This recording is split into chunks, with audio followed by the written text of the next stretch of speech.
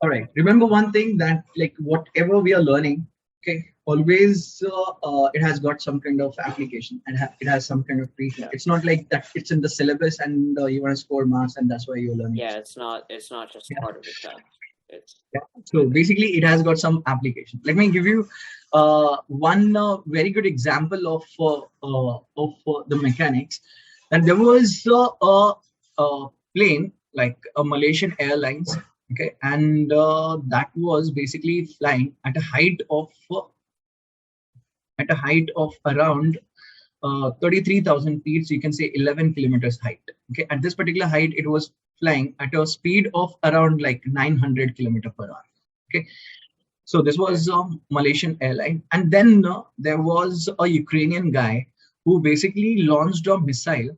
Okay, he launched a missile, right, with the certain speed and at a specific angle. Okay, at a specific angle theta, and with certain speed v, right, and he was able to precisely hit the aeroplane, right. So he must have calculated the speed of the aeroplane. He must have calculated the height of the flight, and also he must have calculated with what speed, and if there is any kind of air resistance, and what angle it should be launched so that it will be hitting the aeroplane, right? In short, to become a terrorist, also you need to know mechanics. Okay, just kidding.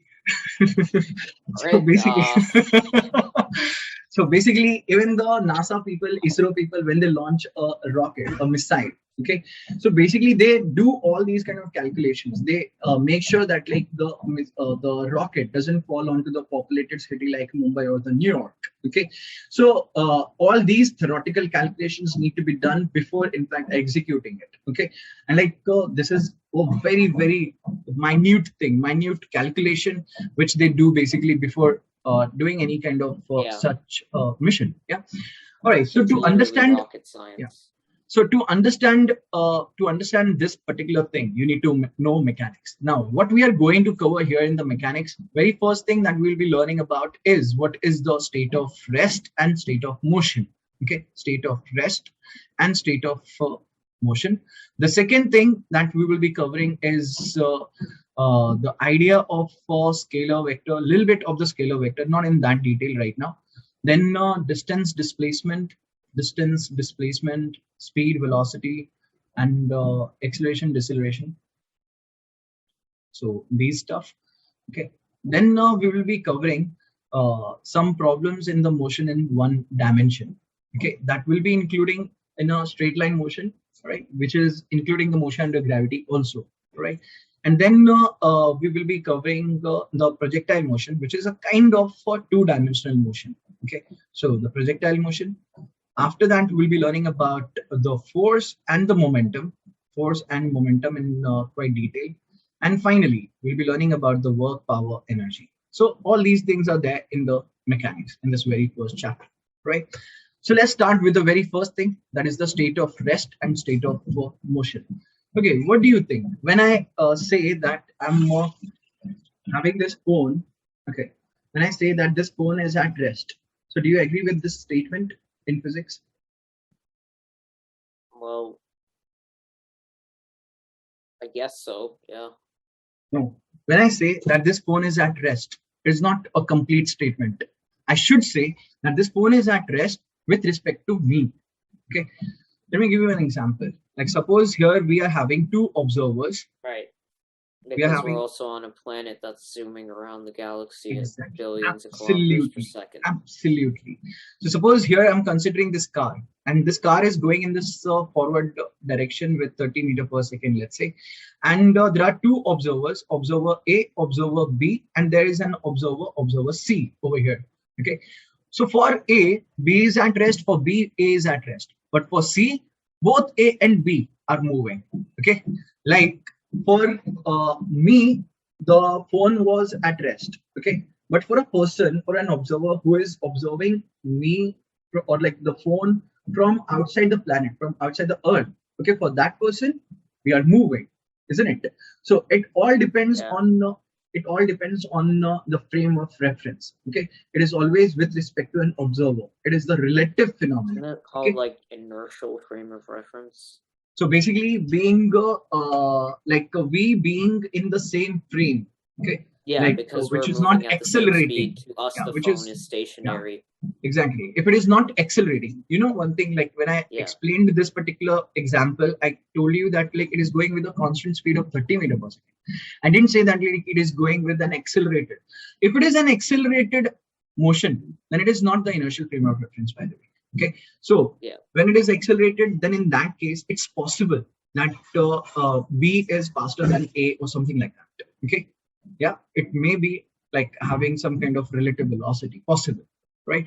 But when I'm talking about the constant speed, okay, and both of these A and B are in that frame that is known as the inertial frame of reference. Okay. So basically, it is always with respect to an observer. Okay. If an object is changing its position with time, it is considered to be in the state of motion. And if it is not changing its position with respect to the observer with time, then it is considered to be at rest. So what did I define as the state of rest and state of motion as? So state of rest means it has no motion relative to the frame of reference. Exactly. State of motion is it has motion relative. Yes. There is no change in position. There is no change in position with respect to an observer. With respect to an observer with time. Okay. It's very important to mention the time also. Okay. Later, like position with time.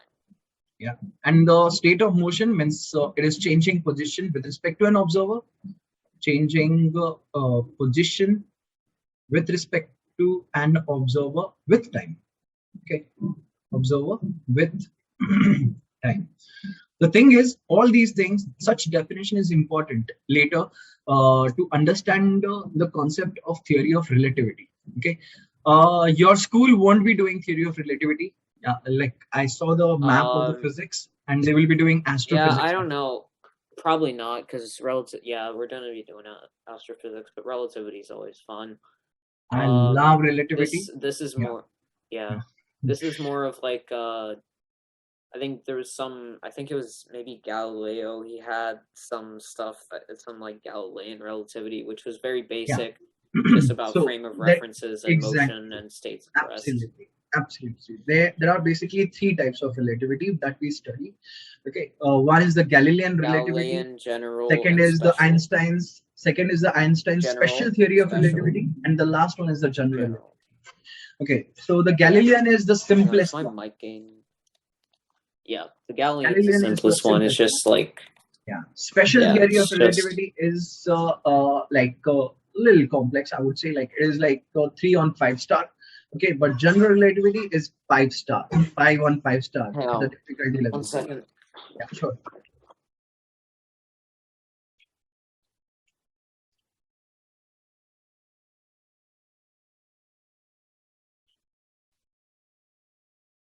My dog wanted to come in. All right. So should I go ahead? Yeah. Yeah. So basically, here to understand all these things further, we are supposed to know about the scalars and vectors also. Okay, scalars and vectors, which I'm sure like quantities are quantities with magnitude and no direction. Vectors have both magnitude and direction. Absolutely. So this is magnitude, and this one is magnitude and direction. Okay. All right. Now, besides that, when you talk about the scalars over here, so you can in fact like operate on the scalars arithmetically. Like suppose if I'm saying that like this particular object is 100 gram and there is another object which is of 200 gram. Okay, then if I'm stacking them 200 over 100, okay, or 100 over 200, in both the cases the total mass gonna be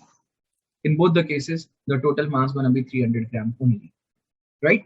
But when I say that here I'm applying a force on this particular block in this particular direction with let's say 2 Newton and another force of 1 Newton. Okay. So wait, don't free body diagrams have to have the arrows pointing away from the free body? The thing is, it is always originating from the center of gravity. We'll be talking about the free body diagram. Okay, there are some rules which we need to follow for the free body diagram. It is always originating from the center of gravity. But here I'm just giving an example. Okay, So schematic presentation, yeah. So basically here I'm saying that like this one is 1 Newton over here, okay, and let's say this is 2 Newton over here, and let's say this one is 1 Newton over here. So in this particular case, what is the total force? 3 Newton rightward. In this particular case, what is the total force? 1 Newton right. So the direction is very, very important. Okay. In case of vectors, the direction is really very important. You're getting it, right? Yeah. Okay. Now, in case of vectors, how do we actually show the vectors? So vectors are basically represented by the arrows, okay, and the length of the arrow proportionately gives you the magnitude of the physical quantity. Okay. Like suppose if I'm saying that like this, let's say this is 10 centimeter and that is representing 2 Newton.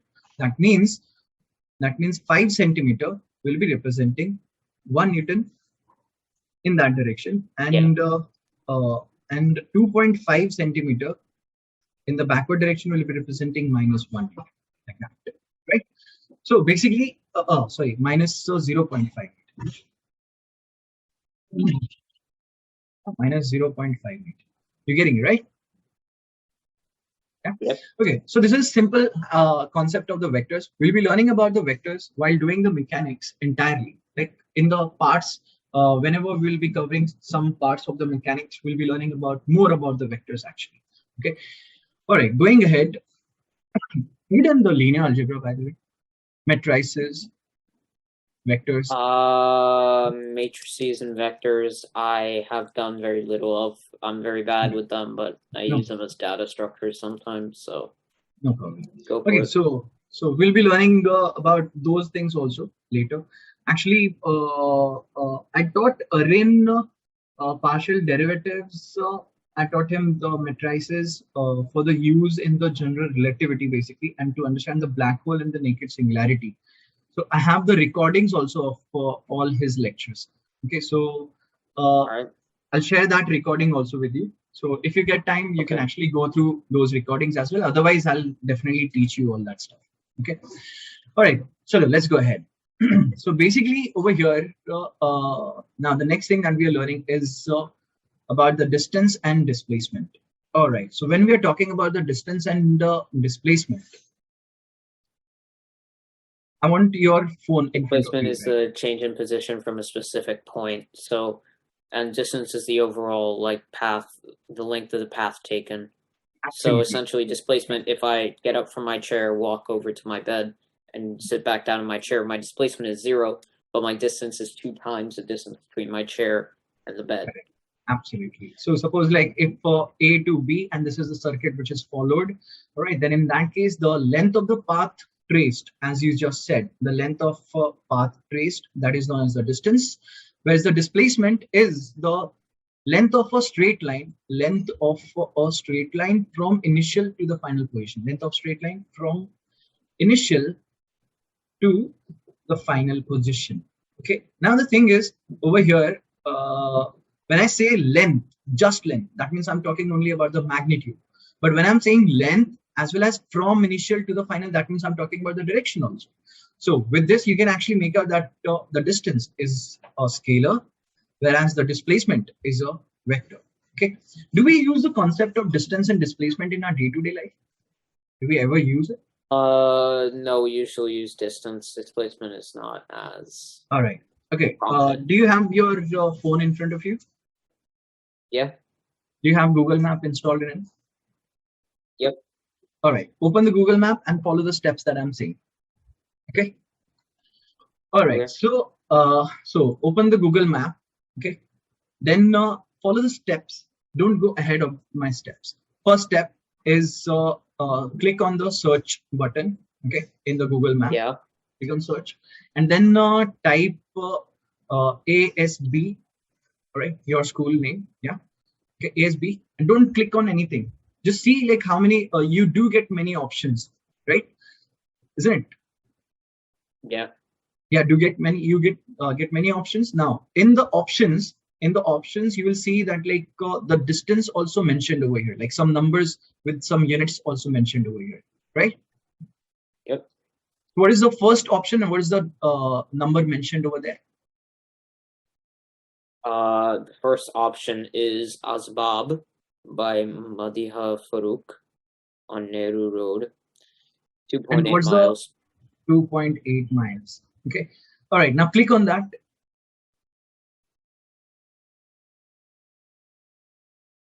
Did you click? And when you start the navigation, now see what is the distance being. Road, Jannard and Ramji Matre, March Street. Tell me what is the number? What is the number being mentioned for the distance with unit? 8 kilometers.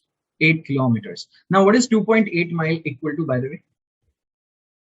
I think that should be about 8 kilometers. Miles to kilometers. 0.8 times 1.6. 0.8 you said. So that is 4.5, right? Okay, so 2.8 miles, that means it was 4.5. Displacement versus, okay, so it uses displacement so as we do use, yes. So what I want to show you that like here, this is your position van, okay, and this is A as B, like the whatever you search for, right? And then here is the butterfly in the space, that is the satellite basically. Okay, it is taking 2 coordinates and giving you the displacement basically. So that displacement that it gave you was 4.5 kilometer actually. Okay, but when you started the navigation, then it is giving you the path that you will be tracing. Okay, and that is the distance, which is 8 kilometers that we got, right? So this is where we use the concept of distance and displacement in our day-to-day life. Okay, yeah. So there is a funny story, like one coordinator in my school, like she joined like in June. She searched on the Google map like how far is my school, so she saw that like it was 11 kilometers. But like last week when she started coming to the school, so she found that like it is not 11 kilometers, it is 18 kilometers, and then she resigned. So basically so basically if she would have known the idea of displacement and distance, then she would have be in a right place, like a good place to take a right decision basically in the beginning itself, right? You're getting it, right? So this is where we basically use the idea of distance and displacement in our day-to-day life. Now talking about the distance displacement further analytically, so you should be knowing the graphs of displacement versus time. So when I draw a displacement versus time graph, and if I'm drawing a straight line like this, what kind of motion does it suggest?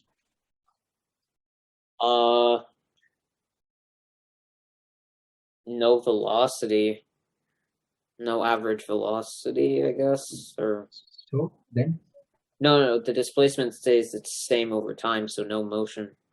It is at rest, definitely, absolutely.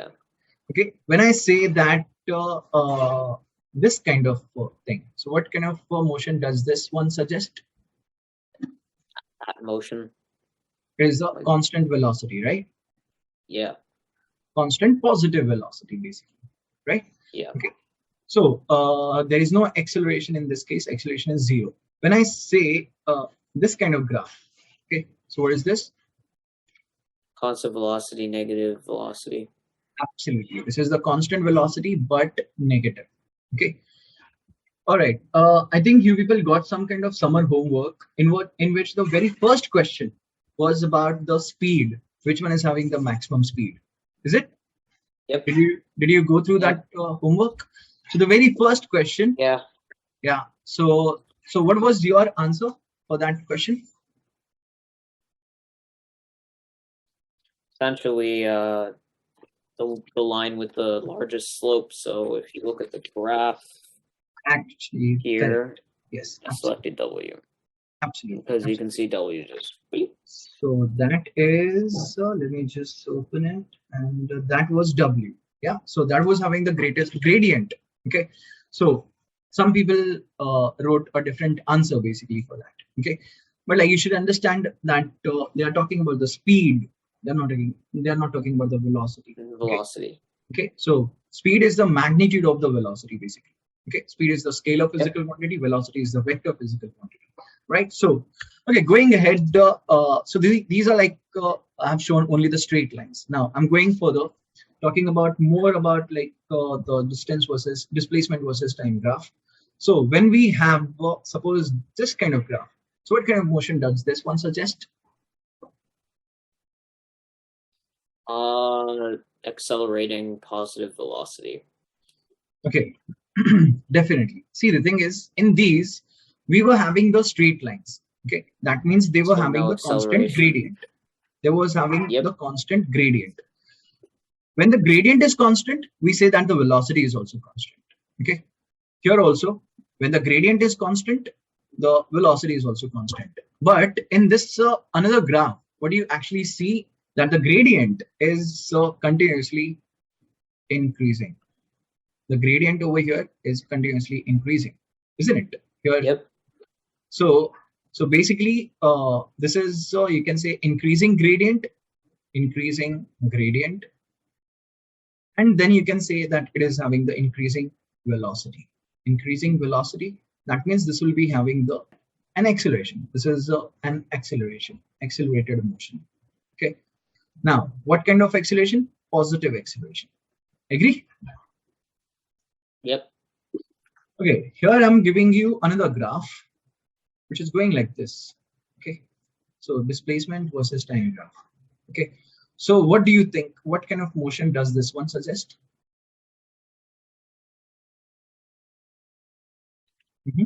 Yeah, sorry. Positive acceleration and negative velocity. Okay. So basically, what you see is this is having the negative velocity.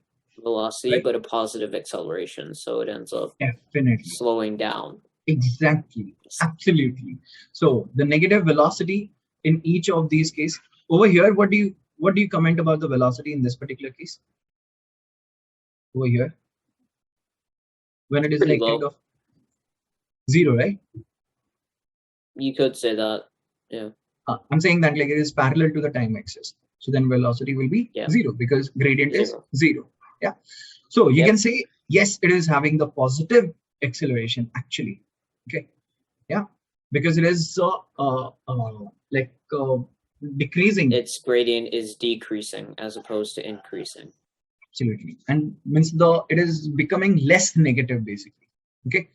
Yep. In the very beginning, it was more negative, and then later it is becoming less negative. Okay, let me give you another graph over here. So suppose if we are having, let's say, this kind of graph, this is T. What do you comment? What kind of motion is it? Negative acceleration, positive velocity. Okay, so you're saying it is having the negative acceleration and the positive velocity, right? And ultimately it becomes 0, right? This is like this. So here the velocity is 0. Okay. You can say that it is having the decreasing gradient. Okay, so you can say that it is having the decreasing velocity. When you say decreasing velocity, that means it is having the negative acceleration. Absolutely. Shabash. Okay, so here is the checkpoint now. So I'm giving you this kind of graph for displacement versus time. Okay, this represents some kind of motion which we'll be learning later, but I want to understand. Harmonic. Yeah, it is simple harmonic motion. Absolutely. So I want you to comment on where do you think it will be having the maximum velocity, in fact maximum speed, and where do you think it will be having the 0 speed? Okay, maximum speed and 0 speed. Yeah. Maximum speed is when it intersects the t-axis, and then A, B, C, D, E, F. Now tell me. Well, assuming it's a consistent wave pattern, then A is going to be 0. A and E and C are going to be 0 speed. The max speed is reached at B, D, and F. Definitely. Okay, B, D, and F. Where do you think it will be having the negative velocity, and where do you think it will be having the positive velocity?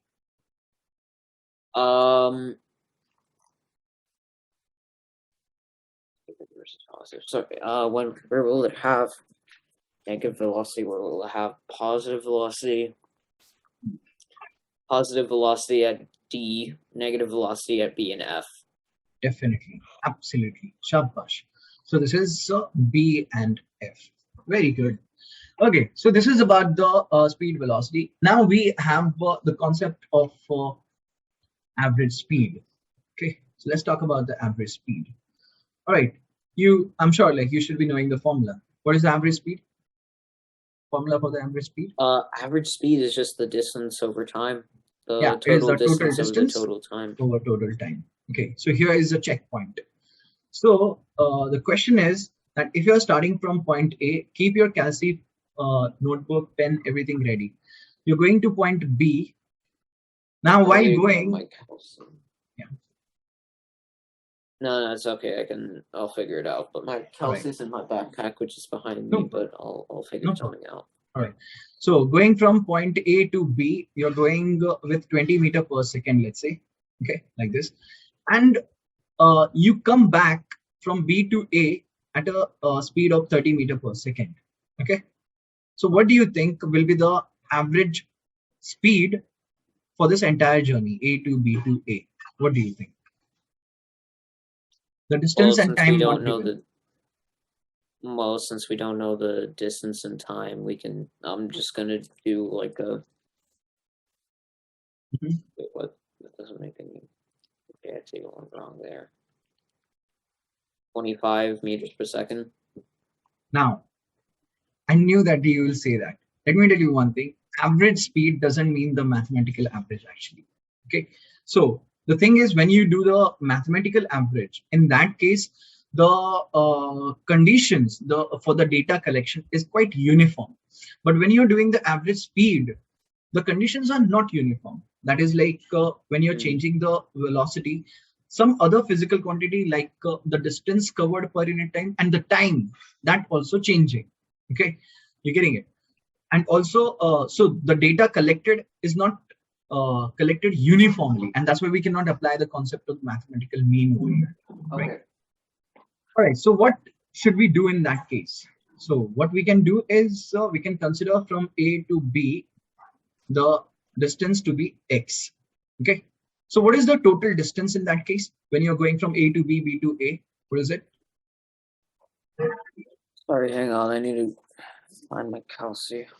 There we go. Sorry, say that again. What do you think if I'm considering the length of AB to be x?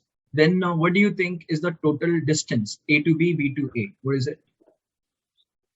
If the distance between A to B is x, then the total distance is 2x. Definitely. Now, what do you think will be the total time actually equal to? Total time when the total time will be x over 20 plus x over 20 30. Plus x over 30. Now, when you apply the formula for the average speed, okay, so that will be 2x over x over 20 plus x over 30. Agree? Yeah.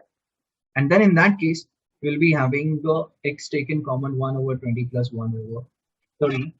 X cancelled. So what do we get ultimately is 2 into 20 into 30 divided by 50. When we solve this, this is coming out to be 4 3s 12 to 24. You said 25 meter per second, which is wrong. So 24 meter per second is the right answer. You got it, right? Why the 50 denominator? I actually did this calculation. So when you do 2 over 1 over 20 plus 1 over